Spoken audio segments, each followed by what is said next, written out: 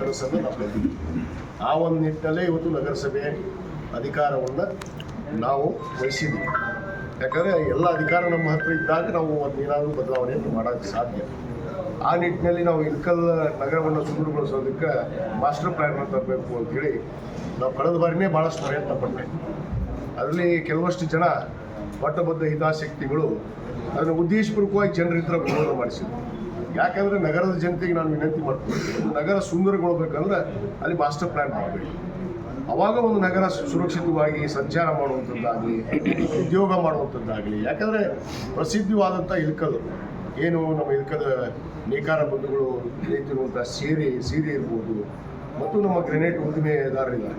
ಯಾಕಂದರೆ pink granite ಇದು ಇಡೀ ರಾಷ್ಟ್ರದಲ್ಲೇ ಅತ್ಯಂತ ಖ್ಯಾತಿಯನ್ನು ಪಡೆದಂಥ ಒಂದು ಉದ್ದಿಮೆ.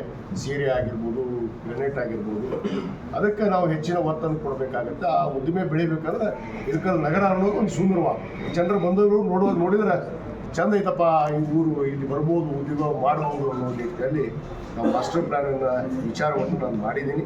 ಖಂಡಿತವಾಗಿ ನಾನು ಮಾಧ್ಯಮದ ಮುಖಾಂತರ ನಾನು ಇಳಕಲ್ ನಗರದ ಎಲ್ಲ ಜನತೆಗೆ ವಿನಂತಿ ಮಾಡಿಕೊಡ್ತೀನಿ, ಈ ಒಂದು ಅವಕಾಶವನ್ನು ನಾವು ಉಪಯೋಗ ಮಾಡಿಕೊಡ್ತೀವಿ.